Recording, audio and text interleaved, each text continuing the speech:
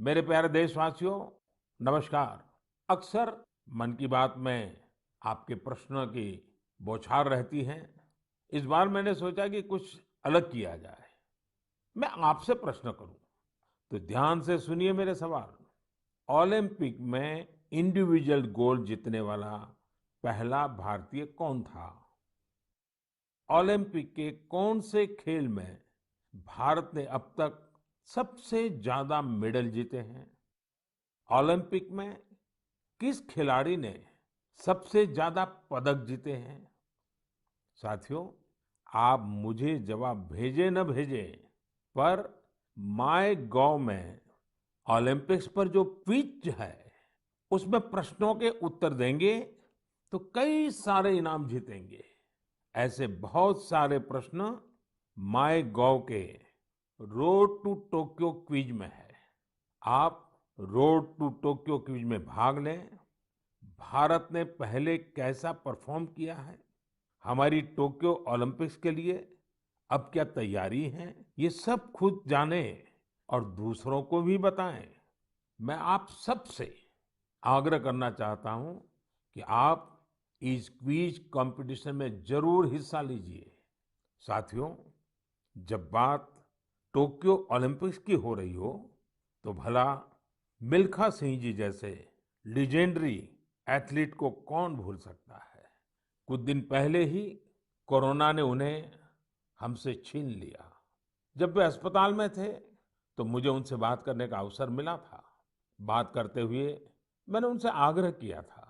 मैंने कहा था कि आपने तो 1964 में टोक्यो ओलंपिक्स में भारत का प्रतिनिधित्व किया था, इसलिए इस बार जब हमारे खिलाड़ी ओलंपिक्स के लिए टोक्यो जा रहे हैं तो आपको हमारे एथलीट्स का मनोबल बढ़ाना है, उन्हें अपने संदेश से प्रेरित करना है।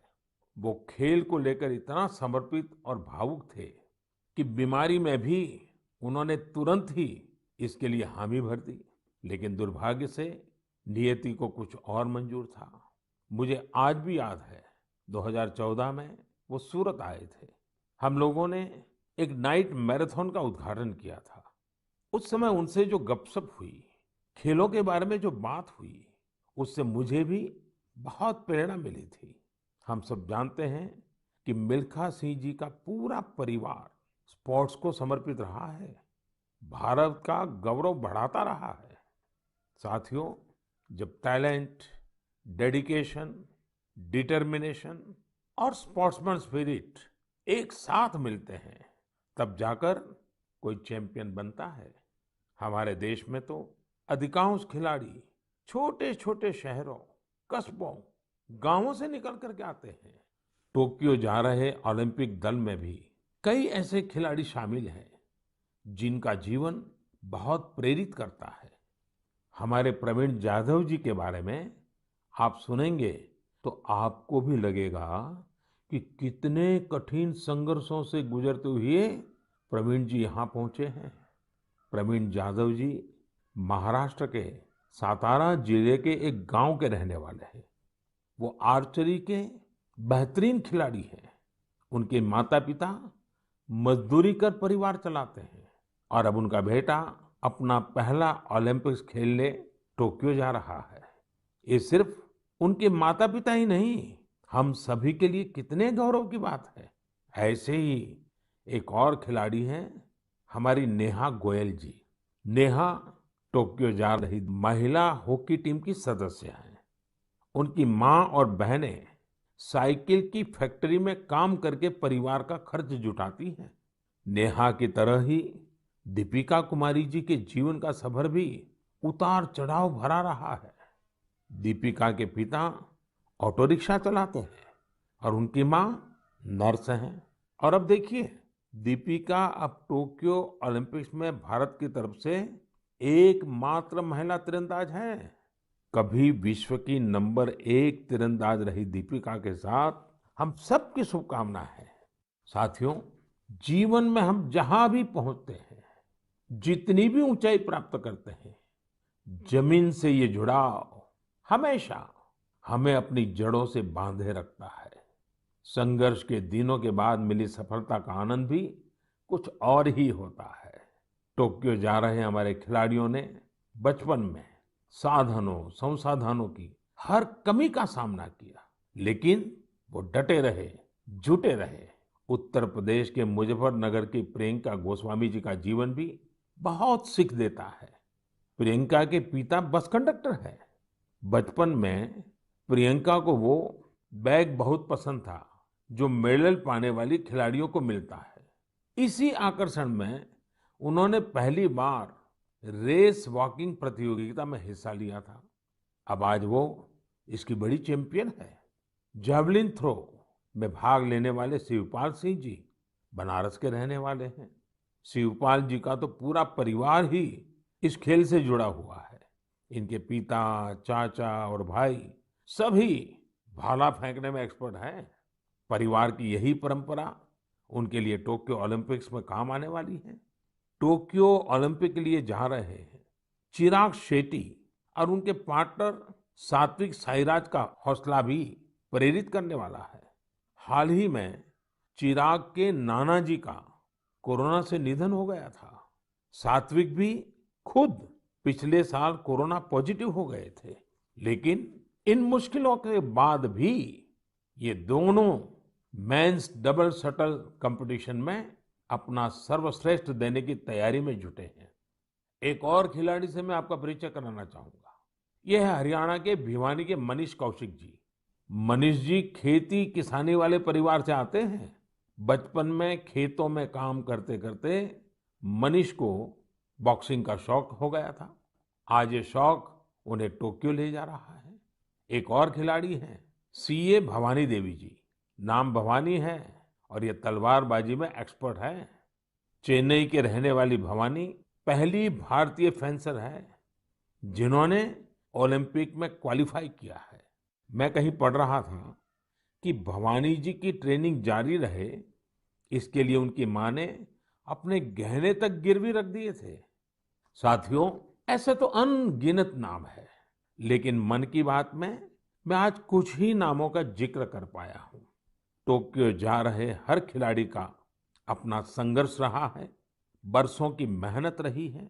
वो सिर्फ अपने लिए ही नहीं जा रहे, बल्कि देश के लिए जा रहे हैं। इन खिलाड़ियों को भारत का गौरव भी बढ़ाना है और लोगों का दिल भी जीतना है। और इसलिए मेरे देशवासियों, में आपको भी एक सलाह देना चाहता हूं। हमें जाने अनजाने में भी हमारे इन खिलाड़ियों पर दबाव नहीं बनाना है, बल्कि खुले मन से इनका साथ देना है। हर खिलाड़ी का उत्साह बढ़ाना है। सोशल मीडिया पर आप हैशटैग चीयर फॉर इंडिया के साथ अपने इन खिलाड़ियों को शुभकामनाएं दे सकते हैं। आप कुछ और भी इनोवेटिव करना चाहें तो वो भी जरूर करें। अगर आपको कोई ऐसा आइडिया आता है जो हमारे खिलाड़ियों के लिए देश को मिलकर करना चाहिए, तो वो आप मुझे जरूर भेजिएगा।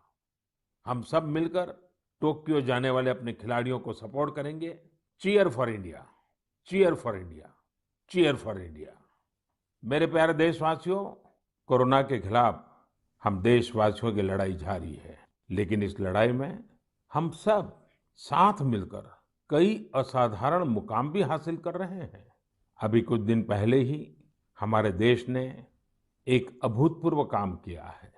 21 जून को वैक्सीन अभियान के अगले चरण की शुरुआत हुई और उसी दिन देश ने 86 लाख से ज्यादा लोगों को मुफ्त वैक्सीन लगाने का रिकॉर्ड भी बना दिया, और वो भी एक दिन में। इतनी बड़ी संख्या में भारत सरकार की तरफ से मुफ्त वैक्सीनेशन, और वो भी एक दिन में, स्वाभाविक है इसकी चर्चा भी खूब हुई है। साथियों, एक साल पहले सबके सामने सवाल था कि वैक्सीन कब आएगी। आज हम एक दिन में लाखों लोगों को मेड इन इंडिया वैक्सीन मुफ्त में लगा रहे हैं, और यही तो नए भारत की ताकत है।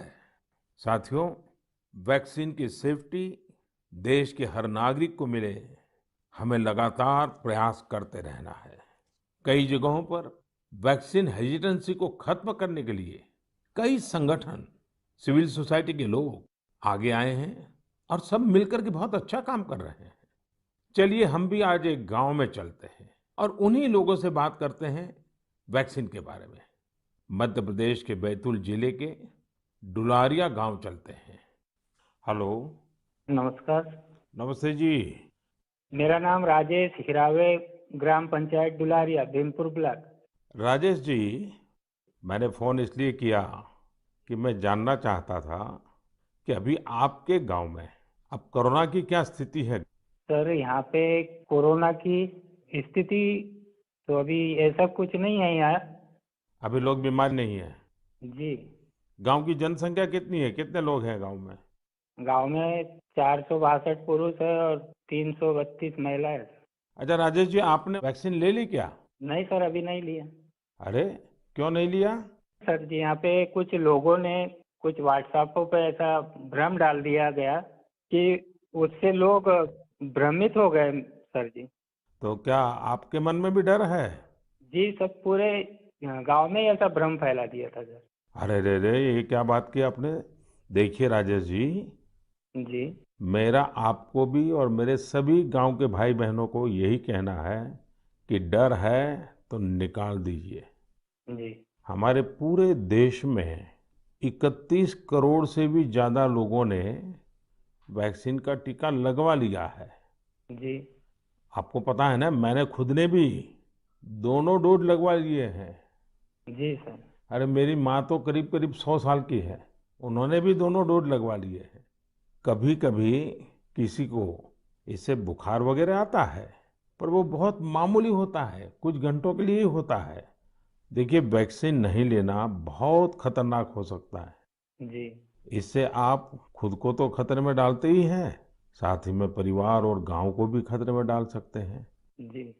और राजेश जी, इसलिए जितना जल्दी हो सके वैक्सीन लगवा लीजिए और गांव में सबको बताइए कि भारत सरकार की तरफ से मुफ्त वैक्सीन दी जा रही है और 18 वर्ष से ऊपर के सभी लोगों के लिए ये मुफ्त वैक्सीनेशन है। जी। जी। तो ये आप भी गांव में लोगों को बताइए। और गांव में ये डर का तो माहौल का कोई कारण ही नहीं है। कारण यही सर, कुछ लोगों ने ऐसी गलत अफवाह फैला दी जिससे लोग बहुत ही भयभीत हो गए। उसका उदाहरण देते, जैसा उस वैक्सीन को लगाने से बुखार आना, बुखार से और बीमारी फैल जाना, मतलब आदमी की मौत हो जाना, यहाँ तक के वो अफवाह फैला। हो। देखिए, आज तो इतने रेडियो, इतने टीवी, इतनी सारी खबरें मिलती हैं और इसलिए लोगों को समझाना बहुत सरल हो जाता है।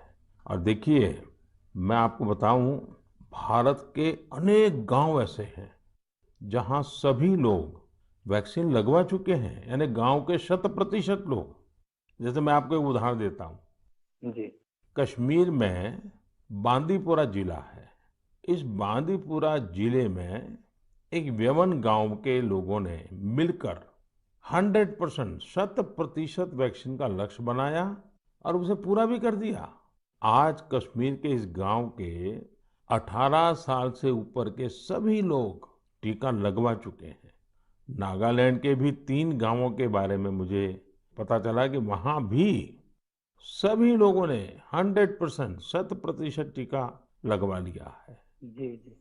राजेश जी, आपको भी अपने गांव, अपने आसपास के गांव में ये बात पहुंचानी चाहिए। और आप भी जैसे कहते हैं, ये भ्रम है, बस ये भ्रम ही है।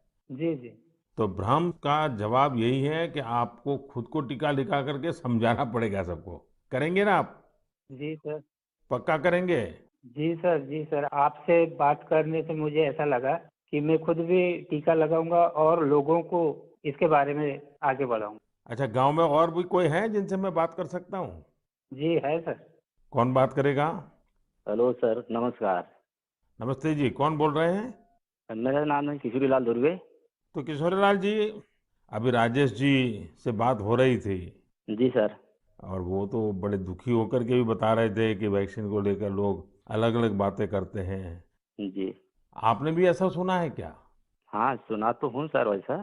क्या सुना है। क्योंकि ये है सर, ये पास में महाराष्ट्र है, तो उधर से कुछ रिश्तेदारी से जुड़े लोग मतलब कुछ अफवाह फैलाते कि हम्म। वैक्सीन लेने से लोग सर मर रहे हैं, कोई बीमार हो रहा है। इस तरह लोगों के पास ज्यादा भ्रम है सर, इसलिए नहीं ले रहे। नहीं, कहते हैं क्या है, अब कोरोना चला गया ऐसा कहते हैं? जी। कोरोना से कुछ नहीं होता ऐसा कहते हैं? नहीं, कोरोना चला गया नहीं बोलते सर, कोरोना तो है बोलते, लेकिन वैक्सीन जो लेते हैं उससे मतलब बीमारी हो रहे और मर रहे, ये स्थिति बताते सर वो। अच्छा, वैक्सीन के कारण मर रहे हैं? अपना क्षेत्र आदिवासी क्षेत्र है सर, ऐसे भी लोग इसमें जल्दी डरते हैं, जो भ्रम फैला देते इस कारण से मतलब लोग नहीं ले रहे सर वैक्सीन। देखिए किशोरलाल जी, जी हाँ ये सर। अफवाहें फैलाने वाले लोग तो अफवाहें फैलाते रहेंगे।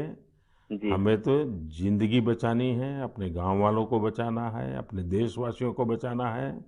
और ये अगर कोई कहता है कि कोरोना चला गया, तो ये भ्रम में मत रहिए। जी। ये बीमारी ऐसी है, ये बहुरूपिये वाली है। जी सर।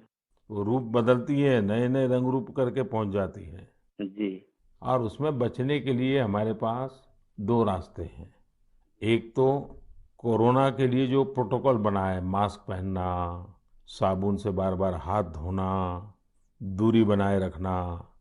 और दूसरा रास्ता है, इसके साथ साथ वैक्सीन का टीका लगवाना। वो भी एक अच्छा सुरक्षा कवच है, तो उसकी चिंता करिए। जी। अच्छा किशोरलाल जी, ये बताइए, जी सर। जब लोग आपसे बातें करते तो आप कैसे समझाते हैं लोगों को? आप समझाने का काम करते हैं कि आप भी अफवाह में आ जाते हैं? समझाए क्या, वो लोग ज्यादा हो जाते सर तो हम भी भयभीत में आ जाते ना सर। देखिए किशोरलाल जी, मेरी आपसे बात हुई है, आज आप मेरे साथी हैं। जी सर। आपको डरना नहीं है और लोगों के डर को भी निकालना है। निकालोगे? जी। निकालेंगे सर, लोगों के डर को भी निकालेंगे सर, मैं स्वयं भी खुद लगाऊंगा। देखिए, अफवाहों पर बिल्कुल ध्यान न दें।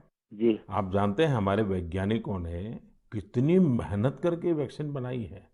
जी सर। साल भर रात दिन इतने बड़े बड़े वैज्ञानिकों ने काम किया है। और इसलिए हमें विज्ञान पे भरोसा करना चाहिए, वैज्ञानिकों पर भरोसा करना चाहिए। और ये झूठ फैलाने वाले लोगों को बार बार समझाना चाहिए कि देखिए भाई, ऐसा नहीं होता है। इतने लोगों ने वैक्सीन ले लिया है, कुछ नहीं होता है। जी। और अफवाहों से बहुत बच करके रहना चाहिए, गांव को भी बचाना चाहिए। जी। और राजेश जी, किशोरीलाल जी, आप जैसे साथियों को तो मैं कहूँगा कि आप अपने ही गांव में नहीं और गांवों में भी इन अफवाहों को रोकने का काम कीजिए और लोगों को बताइए मेरे से बात हुई है। जी सर। बता दीजिए, मेरा नाम बता दीजिए। बताएंगे सर और समझाएंगे लोगों को और स्वयं भी लेंगे। देखिए, आपके पूरे गांव को मेरी तरफ से शुभकामनाएं दीजिए। जी सर। और सभी से कहिए कि जब भी अपना नंबर आए, जी। वैक्सीन जरूर लगवाएं। ठीक है सर। मैं चाहूंगा कि गांव की महिलाओं को, हमारी माताओं बहनों को जी सर। इस काम में ज्यादा से ज्यादा जोड़िए और सक्रियता के साथ उनको साथ रखिए। जी।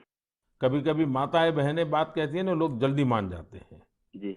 आपके गांव में जब टीकाकरण पूरा हो जाए तो मुझे बताएंगे आप? हाँ बताएंगे सर। पक्का बताएंगे? जी। देखिए, मैं इंतजार करूंगा आपकी चिट्ठी का। जी सर। चलिए राजेश जी, किशोर जी, बहुत बहुत धन्यवाद, आपसे बात करने का मौका मिला। धन्यवाद सर, आपने हम बात किया है, बहुत बहुत धन्यवाद आपको भी। साथियों, कभी न कभी ये विश्व के लिए केस स्टडी का विषय बनेगा कि भारत के गांव के लोगों ने, हमारे वनवासी आदिवासी भाई बहनों ने इस कोरोना काल में किस तरह अपने सामर्थ्य और सूझबूझ का परिचय दिया। गांव के लोगों ने क्वारंटाइन सेंटर बनाए, स्थानीय जरूरतों को देखते हुए कोविड प्रोटोकॉल बनाए। गांव के लोगों ने किसी को भूखा नहीं सोने दिया, खेती का काम भी रुकने नहीं दिया। नजदीक के शहरों में दूध, सब्जियां, ये सब हर रोज पहुंचता रहे, ये भी गांव ने सुनिश्चित किया। यानी खुद को संभाला, औरों को भी संभाला। ऐसे ही हमें वैक्सीनेशन अभियान में भी करते रहना है। हमें जागरूक रहना भी है और जागरूक करना भी है।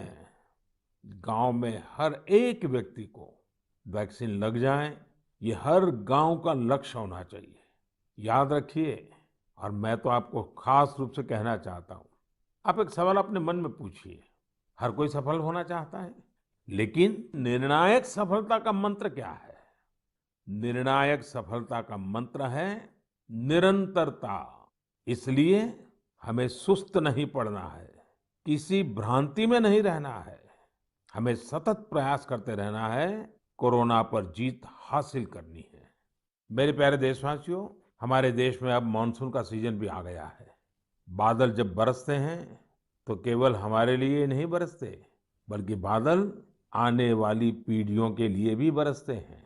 बारिश का पानी जमीन में जाकर इकट्ठा भी होता है, जमीन के जल स्तर को भी सुधारता है, और इसलिए मैं जल संरक्षण को देश सेवा का ही एक रूप मानता हूँ।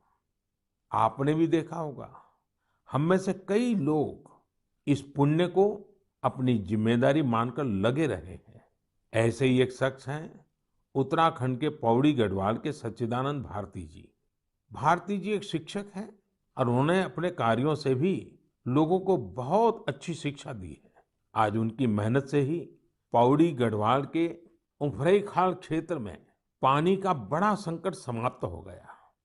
जहां लोग पानी के लिए तरसते थे, वहां आज साल भर जल की आपूर्ति हो रही है। साथियों, पहाड़ों में जल संरक्षण का एक पारंपरिक तरीका रहा है, जिसे चाल खाल भी कहा जाता है, यानी पानी जमा करने के लिए बड़ा सा गड्ढा खोदना। इस परंपरा में भारती जी ने कुछ नए तौर तरीकों को जोड़ दिया। उन्होंने लगातार छोटे बड़े तालाब बनवाए। इससे न सिर्फ उफरैंखाल की पहाड़ी हरी भरी हुई, बल्कि लोगों की पेयजल की दिक्कत भी दूर हो गई। आप ये जानकर हैरान रह जाएंगे कि भारती जी ऐसी 30,000 से अधिक जल तलैया बनवा चुके हैं। 30,000। उनका ये भगीरथ कार्य आज भी जारी है और अनेक लोगों को प्रेरणा दे रहे हैं। साथियों, इसी तरह यूपी के बांदा जिले में अंधाव गांव के लोगों ने भी एक अलग ही तरह का प्रयास किया है। उन्होंने अपने अभियान को बड़ा ही दिलचस्प नाम दिया है, खेत का पानी खेत में, गांव का पानी गांव में। इस अभियान के तहत गांव के कई 100 बीघे खेतों में ऊंची ऊंची मेड़ बनाई गई है। इससे बारिश का पानी खेत में इकट्ठा होने लगा और जमीन में जाने लगा। अब ये सब लोग खेतों की मेड़ पर पेड़ लगाने की भी योजना बना रहे हैं। यानी अब किसानों को पानी, पेड़ और पैसा तीनों मिलेगा। अपने अच्छे कार्यों से पहचान तो उनके गांव की दूर दूर तक वैसे भी हो रही है। साथियों, इन सभी से प्रेरणा लेते हुए हम अपने आसपास जिस भी तरह से पानी बचा सकते हैं, हमें बचाना चाहिए। मानसून के इस महत्वपूर्ण समय को हमें गंवाना नहीं है। मेरे प्यारे देशवासियों, हमारे शास्त्रों में कहा गया है, नास्ति मूलम अनौषधम, अर्थात पृथ्वी पर ऐसी कोई वनस्पति ही नहीं है जिसमें कोई न कोई औषधीय गुण न हो। हमारे आसपास ऐसे कितने ही पेड़ पौधे होते हैं जिनमें अद्भुत गुण होते हैं, लेकिन कई बार हमें उनके बारे में पता ही नहीं होता। मुझे नैनीताल से एक साथी भाई परितोष ने इस विषय पर एक पत्र भेजा है। उन्होंने लिखा है कि उन्हें गिलोय और दूसरी कई वनस्पतियों के इतने चमत्कारी मेडिकल गुणों के बारे में कोरोना आने के बाद ही पता चला। परितोष ने मुझे आग्रह भी किया है कि मैं मन की बात के सभी श्रोताओं से कहूं कि आप अपने आसपास की वनस्पतियों के बारे में जानिए और दूसरों को भी बताइए। वास्तव में ये तो हमारी सदियों पुरानी विरासत है, जिसे हमें ही संजोना है।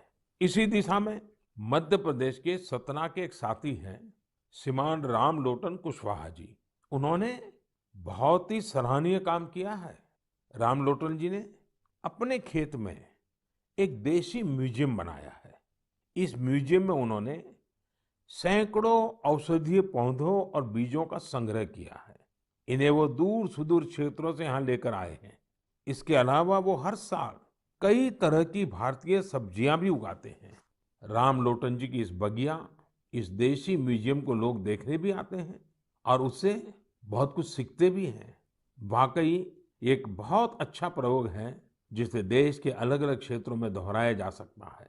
मैं चाहूंगा आप में से जो लोग इस तरह का प्रयास कर सकते हैं वो जरूर करें। इससे आपकी आय के नए साधन भी खुल सकते हैं। एक लाभ ये भी होगा कि स्थानीय वनस्पतियों के माध्यम से आपके क्षेत्र की पहचान भी बढ़ेगी। मेरे प्यारे देशवासियों, अब से कुछ दिनों बाद 1 जुलाई को हम नेशनल डॉक्टर्स डे मनाएंगे। ये दिन देश के महान चिकित्सक और स्टेट्समैन डॉक्टर बीसी राय की जन्म जयंती को समर्पित है। कोरोना काल में डॉक्टर्स के योगदान के हम सब आभारी हैं। हमारे डॉक्टर्स ने अपनी जान की परवाह न करते हुए हमारी सेवा की है। इसलिए इस बार नेशनल डॉक्टर्स डे और भी खास हो जाता है। साथियों, मेडिसिन की दुनिया के सबसे सम्मानित लोगों में से एक हिपोक्रेट्स ने कहा था, "Wherever the art of medicine is loved, there is also a love of humanity." यानी जहां आर्ट ऑफ मेडिसिन के लिए प्रेम होता है, वहां मानवता के लिए भी प्रेम होता है। डॉक्टर्स इसी प्रेम की शक्ति से ही हमारी सेवा कर पाते हैं। इसलिए हमारा ये दायित्व है कि हम उतने ही प्रेम से उनका धन्यवाद करें, उनका हौसला बढ़ाएं। वैसे हमारे देश में कई लोग ऐसे भी हैं जो डॉक्टर्स की मदद के लिए आगे बढ़कर काम करते हैं। श्रीनगर से एक ऐसे ही प्रयास के बारे में मुझे पता चला। यहाँ डल झील में एक बोट एम्बुलेंस सर्विस की शुरुआत की गई। इस सेवा को श्रीनगर के तारिक अहमद पटलू जी ने शुरू किया, जो एक हाउस बोट ओनर है। उन्होंने खुद भी कोविड-19 से जंग लड़ी है और इसी से उन्हें एम्बुलेंस सर्विस शुरू करने के लिए प्रेरित किया। उनकी इस एम्बुलेंस से लोगों को जागरूक करने का अभियान भी चल रहा है। वो लगातार एम्बुलेंस से अनाउंसमेंट भी कर रहे हैं। कोशिश यही है कि लोग मास्क पहनने से लेकर दूसरी हर जरूरी सावधानी बरतें। साथियों, डॉक्टर्स डे के साथ ही 1 जुलाई को चार्टर्ड अकाउंटेंट्स डे भी मनाया जाता है। मैंने कुछ वर्ष पहले देश के चार्टर्ड अकाउंटेंट्स से ग्लोबल लेवल की भारतीय ऑडिट फर्म्स का उपहार मांगा था। आज मैं उन्हें इसकी याद दिलाना चाहता हूँ। अर्थव्यवस्था में पारदर्शिता लाने के लिए चार्टर्ड अकाउंटेंट्स बहुत अच्छी और सकारात्मक भूमिका निभा सकते हैं। मैं सभी चार्टर्ड अकाउंटेंट्स, उनके परिवार के सदस्यों को अपनी शुभकामनाएं देता हूँ। मेरे प्यारे देशवासियों, कोरोना के खिलाफ भारत की लड़ाई की एक बड़ी विशेषता है। इस लड़ाई में देश के हर व्यक्ति ने अपनी भूमिका निभाई है। मैंने मन की बात में अक्सर इसका जिक्र किया है, लेकिन कुछ लोगों को शिकायत भी रहती है कि उनके बारे में उतनी बात नहीं हो पाती है। अनेक लोग, चाहे बैंक स्टाफ हो, टीचर्स हो, छोटे व्यापारी या दुकानदार हो, दुकानों में काम करने वाले लोग हों, रेहड़ी पटरी वाले भाई बहन हो, सिक्योरिटी वॉचमैन या फिर पोस्टमैन और पोस्ट ऑफिस के कर्मचारी, दरअसल यह लिस्ट बहुत ही लंबी है और हर किसी ने अपनी भूमिका निभाई है। शासन प्रशासन में भी कितने ही लोग अलग अलग स्तर पर जुटे रहे हैं। साथियों, आपने संभवतः भारत सरकार में सचिव रहे गुरुप्रसाद महापात्र जी का नाम सुना होगा। मैं आज मन की बात में उनका जिक्र भी करना चाहता हूँ। गुरुप्रसाद जी को कोरोना हो गया था। वो अस्पताल में भर्ती थे और अपना कर्तव्य भी निभा रहे थे। देश में ऑक्सीजन का उत्पादन बढ़े, दूर सुदूर इलाकों तक ऑक्सीजन पहुंचे, इसके लिए उन्होंने दिन रात काम किया। एक तरफ कोर्ट कचहरी का चक्कर, मीडिया का प्रेशर, एक साथ कई मोर्चों पर वो लड़ते रहे। बीमारी के दौरान उन्होंने काम करना बंद नहीं किया। मना करने के बाद भी वो जीत करके ऑक्सीजन पर होने वाली वीडियो कॉन्फ्रेंस में भी शामिल हो जाते थे। देशवासियों की इतनी चिंता थी उन्हें, वो अस्पताल के बेड पर खुद की परवाह किए बिना देश के लोगों तक ऑक्सीजन पहुंचाने के लिए इंतजाम में जुटे रहे।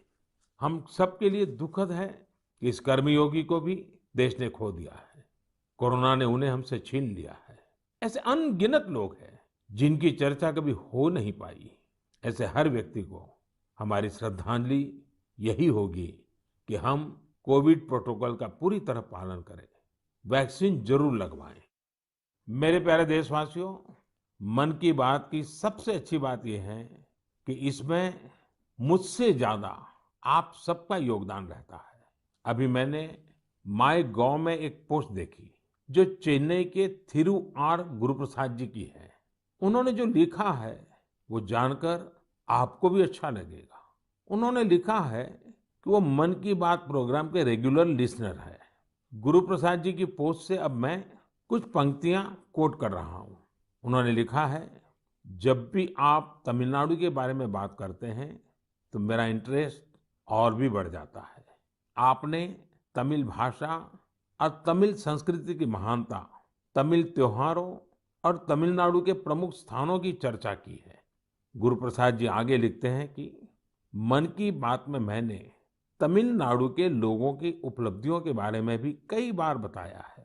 थिरुकुरल के प्रति आपके प्यार और थिरुवल्लुवर जी के प्रति आपके आदर का तो कहना ही क्या। इसलिए मैंने मन की बात में आपने जो कुछ भी तमिलनाडु के बारे में बोला है उन सबको संकलित कर एक ई बुक तैयार की है। क्या आप इस ई बुक को लेकर कुछ बोलेंगे और इसे नमो ऐप पर भी रिलीज करेंगे? धन्यवाद। ये मैं गुरु प्रसाद जी का पत्र आपके सामने पढ़ रहा था। गुरु प्रसाद जी, आपकी ये पोस्ट पढ़कर बहुत आनंद आया। अब आप अपनी ई बुक में एक और पेज जोड़ दीजिए। नान तमिल कला चाराक्तिन पेरिये अभिमानी, नान उलगतलय पलमयान तमिल मोलियन पेरिये अभिमानी। उच्चारण का दोष अवश्य होगा, लेकिन मेरा प्रयास और मेरा प्रेम कभी भी कम नहीं होगा। जो तमिल भाषी नहीं है उन्हें मैं बताना चाहता हूँ, गुरु प्रसाद जी को मैंने कहा है, मैं तमिल संस्कृति का बहुत बड़ा प्रशंसक हूँ। मैं दुनिया की सबसे पुरानी भाषा तमिल का बड़ा प्रशंसक हूँ। साथियों, हर हिंदुस्तानी को विश्व की सबसे पुरातन भाषा हमारे देश की है, इसका गुणगान करना ही चाहिए, उस पर गर्व महसूस करना चाहिए। मैं भी तमिल को लेकर बहुत गर्व करता हूँ। गुरु प्रसाद जी, आपका ये प्रयास मेरे लिए एक नई दृष्टि देने वाला है, क्योंकि मैं मन की बात करता हूँ तो सहज सरल तरीके से अपनी बात रखता हूँ। मुझे नहीं मालूम था कि इसका ये भी एक एलिमेंट था। आपने जब पुरानी सारी बातों को इकट्ठा किया तो मैंने भी उसे एक बार नहीं बल्कि 2 बार पढ़ा। गुरु प्रसाद जी, आपकी इस बुक को मैं नमो ऐप पर जरूर अपलोड करवाऊंगा। भविष्य के प्रयासों के लिए आपको बहुत बहुत शुभकामनाएं। मेरे प्यारे देशवासियों, आज हमने कोरोना की कठिनाइयों और सावधानियों पर बात की। देश और देशवासियों की कई उपलब्धियों पर भी चर्चा की। अब एक और बड़ा अवसर भी हमारे सामने है। 15 अगस्त भी आने वाला है। आजादी के 75 वर्ष का अमृत महोत्सव हमारे लिए बहुत बड़ी प्रेरणा है। हम देश के लिए जीना सीखें। आजादी की जंग देश के लिए मरने वालों की कथा है। आजादी के बाद के इस समय को हमें देश के लिए जीने वालों की कथा बनाना है।